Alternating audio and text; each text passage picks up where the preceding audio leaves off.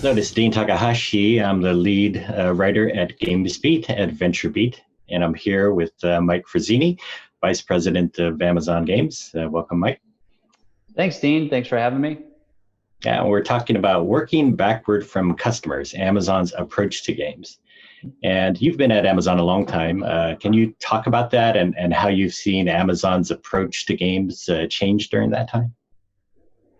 Since I've been at Amazon, what do you mean during the time I've been at Amazon? During your time there, yeah. Yeah, sure thing. So, whenever we approach a new business or a new area industry, always the first thing you do is you wonder about who your customers and you start to ask, what are their current situation? What are they struggling with? What are their needs? How might we be able to surprise and delight them with something that we can build? And in my time at Amazon, I worked in our associates business, which is our affiliate marketing business, where we had third-party content creators sending traffic to Amazon as an advertising business. Then I was in books for a while, where we thought about authors as well as readers as customers. And in games, I've been in games since 2009 here, and really from the get-go, we thought about game developers as customers and players as customers. So then you sort of ask, first thing you do is you go out and meet as many as you can and talk to them and sort of ask what's their life like? What are they doing? What are they motivated by? Things like that. And then you look at any data we might have on Amazon. So, when I showed up, we'd already had a video games business. AWS was already running, and we had game developers using AWS. And so you're able to draw from the foundation of a starting point. And then one of the key things that's changed over the last 10 years is the acquisition of Twitch. When we bought Twitch, we added streamers and really viewers as types of customers too. So now we think about, players, developers, and streamers as all customers that we focus on for within the games business at Amazon. And within that, I would say, working backwards from customers, there's a couple of different approaches. One is I talked about going and meeting and talking and looking at whatever data you might have.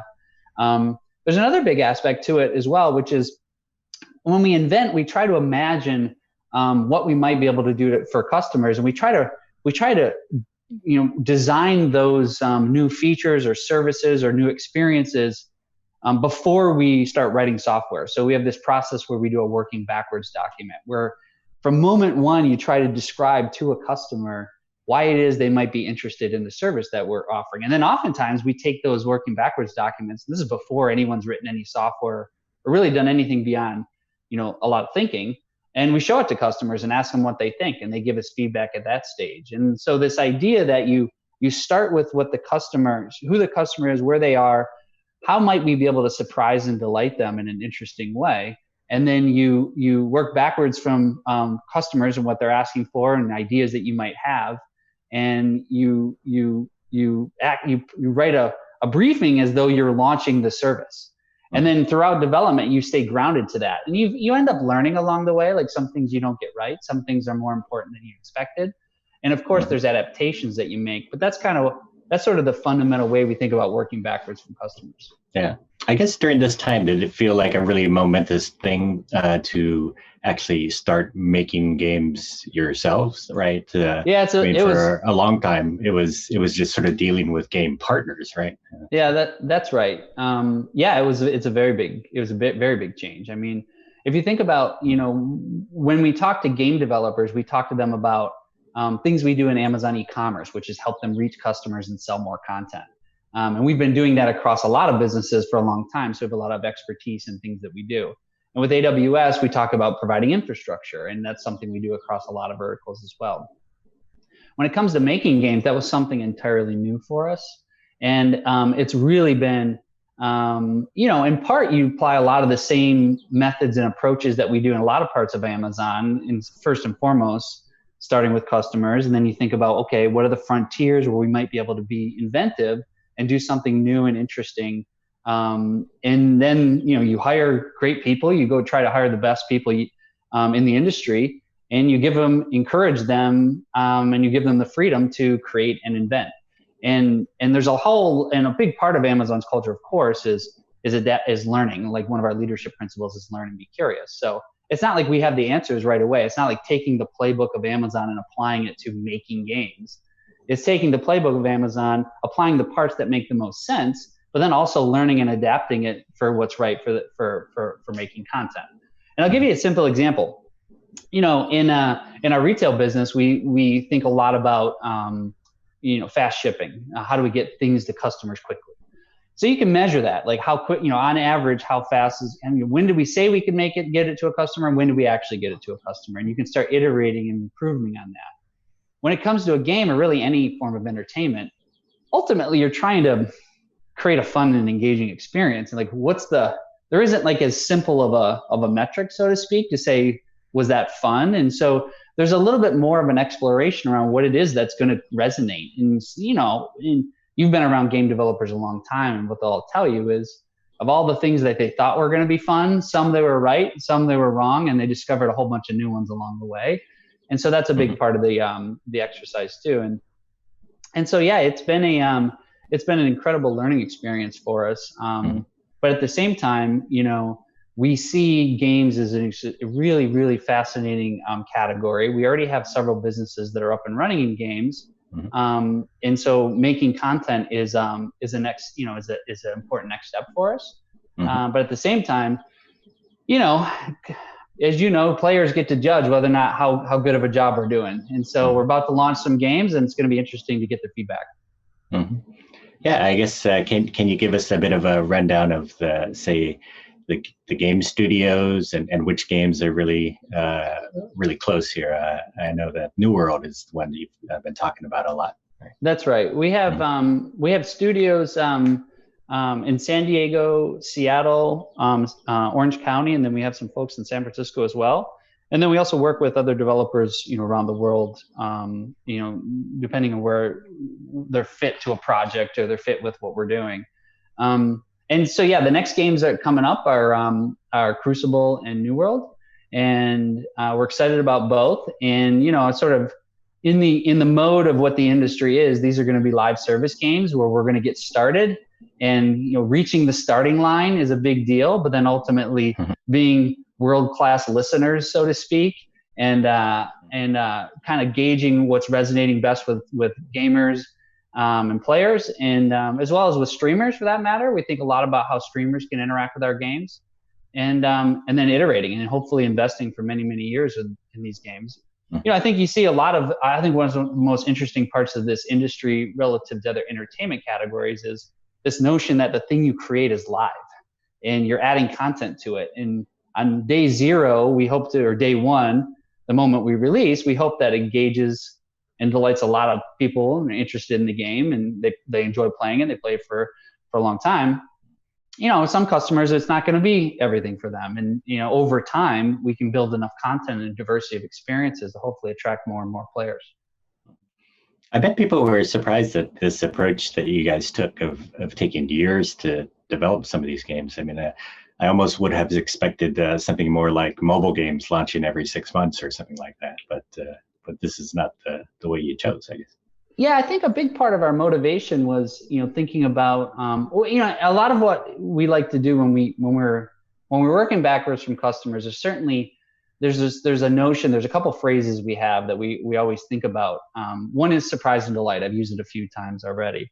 Another one is invent on behalf of customers. It's not always the case that a customer is going to tell you exactly what they want. So in a way, we look for frontiers that are interesting to be inventive along. And one of the frontiers that we've been interested in for a while has been Twitch.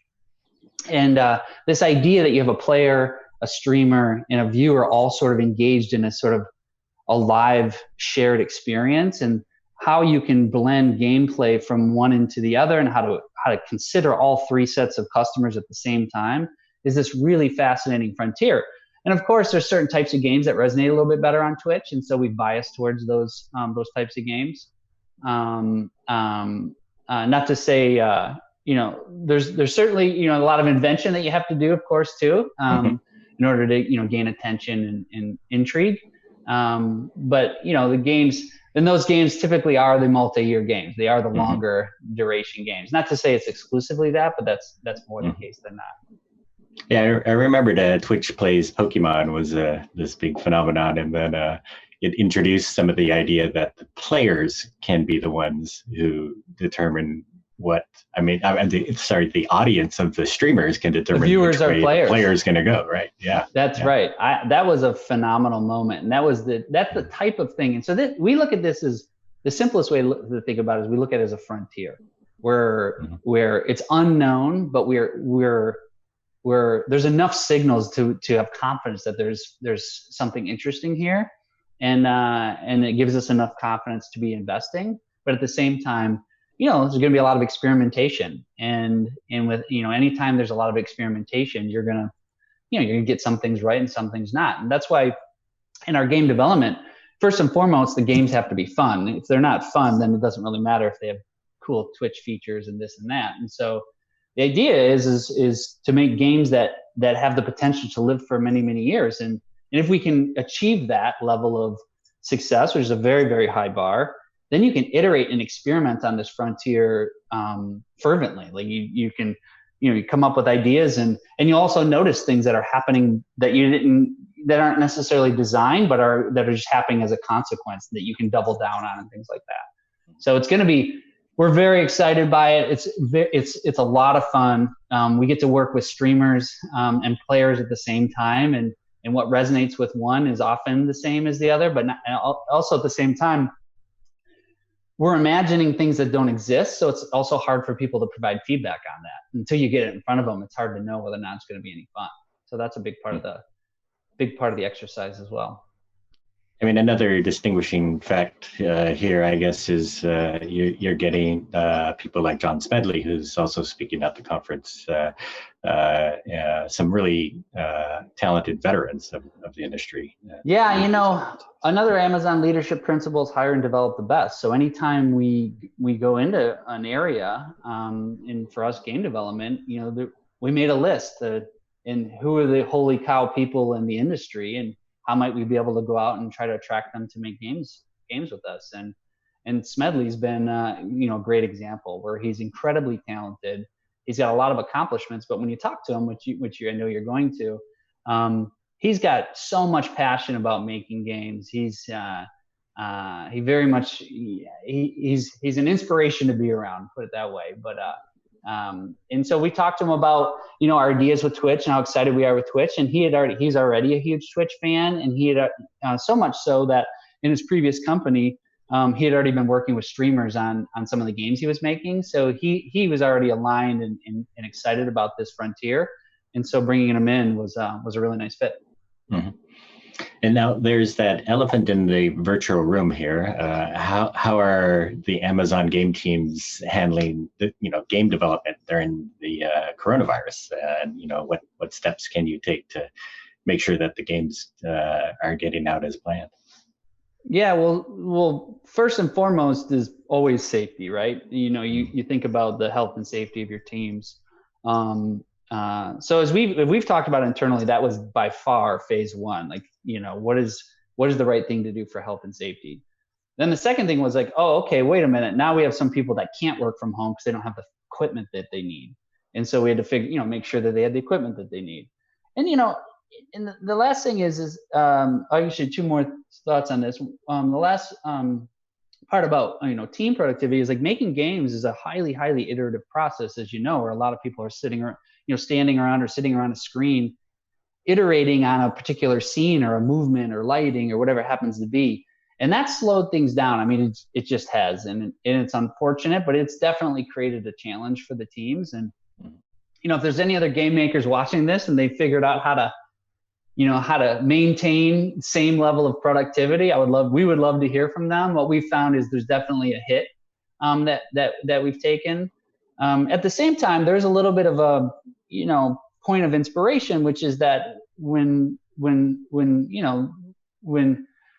humans are sort of, this whole notion of play a part together is inspiring. Like when people are in isolation, one of the things I've always personally loved about games, and I think is sort of clear when you look at across the industry, is games bring people together. The social interactions are a very, very important part of the experience and the entertainment.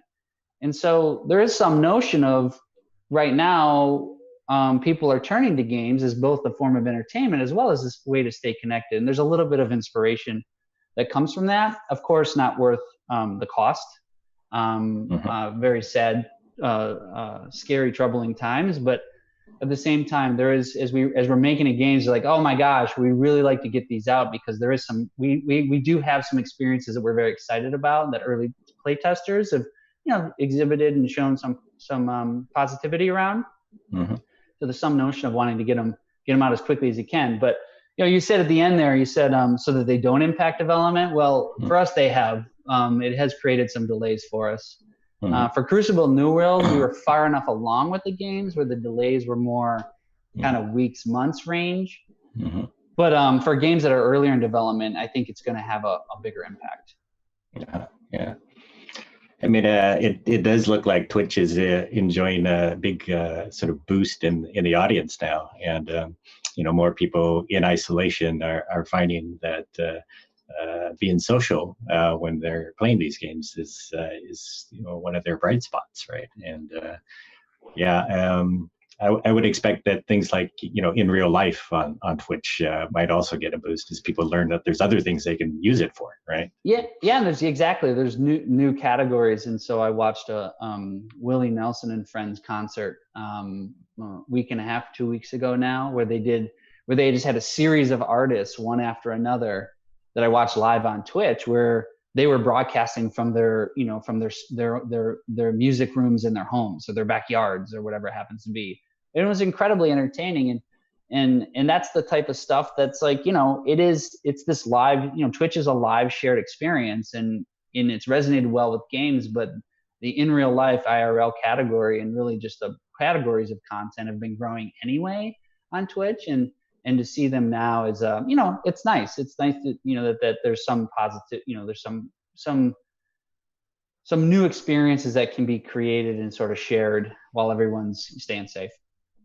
Yeah, I was talking to Selçuk Atli, the founder of Bunch, and his comment was that games are the new social network, and in some ways that makes a lot of sense. That I think it's one of the most interesting parts of games. I mean, it's been the case. I think maybe through this, I think we'll end up with more people that play. Because your experience. I've had friends reach out that I have that are friends through various contexts that know I'm in games, and they're like, hey, what are you playing right now? I'd love to go down and play with you. Play whatever game you're playing right now. And I see my kids playing more with their friends and so on and so forth. And so I think we're gonna end up with more players and more sort of, I think, a genuine appreciation for the entertainment for the vertical, and it's interesting, and range, and what does that mean for the for Twitch is not only the games part, but obviously the non-games part, like we talked about. Yeah.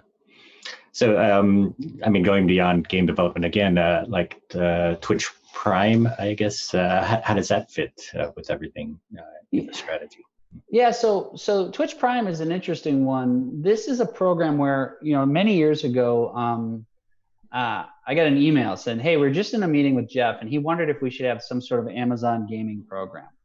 And, if we built a program for people who love to play games, what might it look like? And so I was asked to sort of, me and a couple other people, to design something. And we spent many, many months, regularly meeting, designing and tearing down our own designs, and eventually landing on what is now Twitch Prime.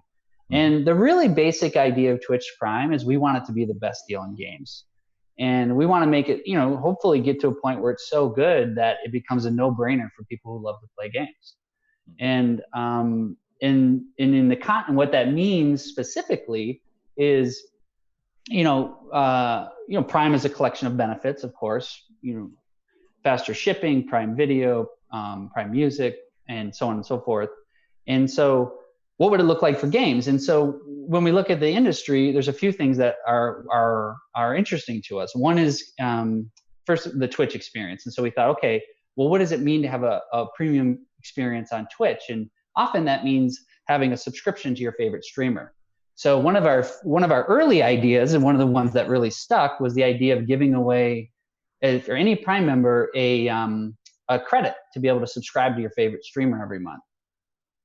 And streamers get paid the same as they would if the customer pulled out a credit card. And so that was motivating and helped streamers be more successful, which is one of our customers, and players liked it because they got a new benefit. And then a big other aspect of Twitch Prime is games are live services now. You talked about it earlier, someone said, hey, maybe the new social network. You know, if you look at a game, we talked about there's these live services where you could play from anywhere from dozens to thousands of hours. Like it's like a new hobby or sport at that point. It's like inventing cooking or golf or something, where you can get in and play, and you could play a little bit, or you could consume it a little bit, or you could really kind of, get into it. And in that vein, what games less and less are is this notion of a single finite sort of product that has a beginning, middle, and an end. And there's still a lot of those games, and I like many of them, like God of War and Last of Us and things like that. But much, much more games are these live services. They're like these hobbies. Or new sports. And in that vein, we thought, okay, well, if it was like golf or cooking, what would it mean to have a benefit? Because you can't give away golf. You don't give someone golf, benefit. Like, what does that even mean? It's a thing. Is there basketball? Here's basketball. You give them a basketball or a free round at the local course. And the whole idea is, how do we provide benefits to customers in these live games? And that really looks like a collection of, in the game vernacular, it's loot. It's in-game loot. And in this context, we have two sets of customers. We have the developer who's giving the loot, to us to give to Prime members. And then you also have the player, the Prime member. And really, we had to think a lot about both. And so for the player, it's like, okay, go try to get loot from the best games and make it really compelling loot. It's pretty straightforward. It's selection and quality of selection. And then for the developer, how do we help them, acquire more players as well as sell more content? And so really creating a program where the whole notion is giving more to players and helping developers reach more players as well as sell more content is sort of the premise. And if we can get those two things going well, then we have a program that gets better and better over time. By way of example, in the trailing 12 months, we gave away,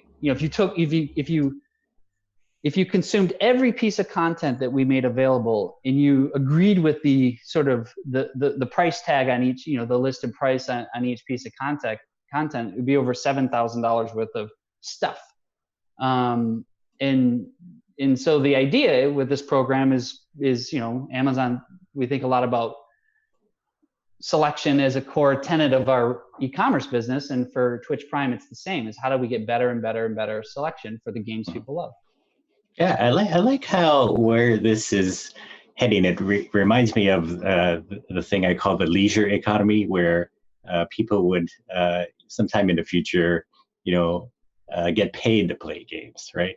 So we're starting with subscriptions and rewards, but hey, what's wrong with actually paying us to play? I mean, so more than the esports stars or the ninjas of the world could make a living doing this. I mean, yeah, you also hear about coaches, and I think I love that idea of getting coaches to help you learn how to be better at a game. Because it is like any of these other pursuits where there's a learning curve by design that is easy to learn, hard to master, right?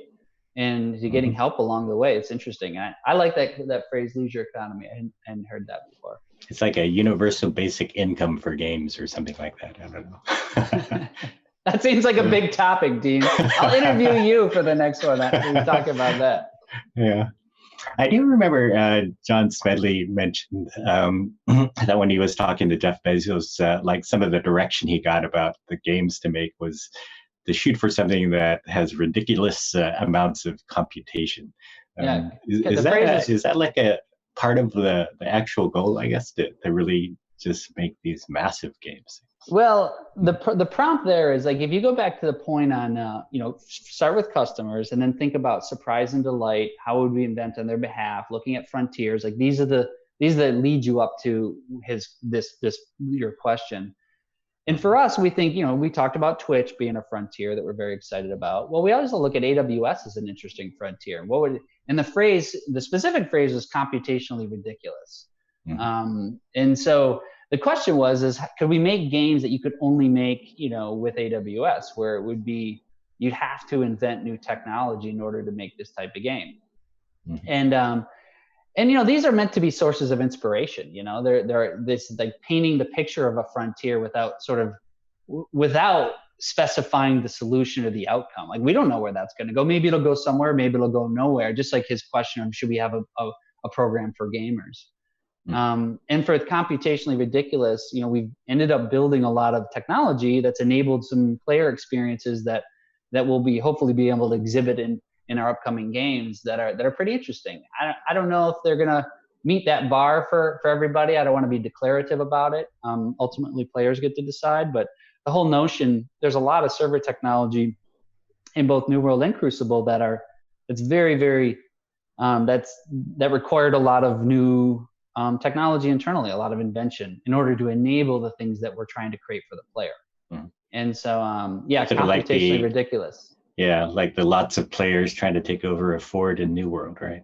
Yeah, that's right. I mean, you can take it to an extreme, which is like, what if you had an endlessly large and endlessly complex, persistent world where there's a density of simulations that are just like unlike any other game. You couldn't.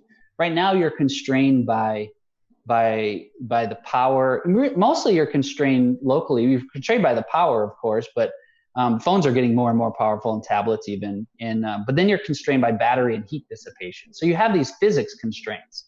So the idea is how do we use the cloud to sort of alleviate for these natural physics constraints? And when you want to pump more volumetric fog or more advanced global illumination or artificial intelligence into a game, that compute needs to happen somewhere. And the idea, a big part of our idea is, especially, and certainly you see some of this in New World, is how do we do a lot of that in the cloud? Mm-hmm. And then that by poking on this frontier and really investing against it, maybe we can create some experiences for players that are, so unique and exciting that it really, draws attention and mm-hmm. makes it for, that we satisfy sort of our ambition to surprise and delight, so to speak. Mm-hmm. So there's a lot of talk of the metaverse again these days, right? I think everybody mentioned that back in when Second Life came around, and then World of Warcraft, and when the Ready Player One movie came out. But people are still talking about it, this is gonna come.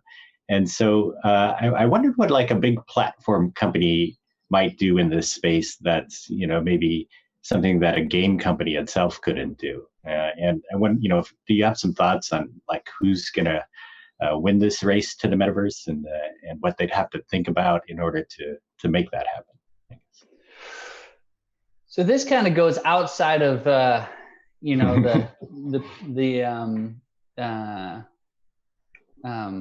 content of I guess it goes above and beyond. This gets in the world of imagination, I guess. I don't have anything in particular here that we're doing that I would comment on. I would say in general, I don't know that we have any idea what the metaverse will be. I think there's a picture of what it could be that was painted through Ready Player One and Snow Crash. But I don't know if it'll be that. I don't know if it's going to be, have VR or not have VR, or whether or not it'll be one company or multiple companies. I mean, I think in general, it's an interesting ambition, and I enjoy reading about what other people say on it. I don't have anything interesting to say here. I feel like I don't want to stretch it out too long. I'll just kind of leave it at that. Just got to get those games out, huh? Yeah, it's like. Here's the thing is like, I think the potential we have as a company in on one hand, taking the best of Amazon and pointing it at games. And that to me is a really interesting ambition. And from e-commerce to Amazon advertising to AWS to Twitch, how do we point to a game developer and help them reach more customers and sell more content? And then how do we look at streamers and for them it's about reach, money, fame, and love. And like, how do we help them earn a living, reach an audience, and then really engage with that audience? Those sort of three dimensions. And then for players, there's a number of different ways to think about it.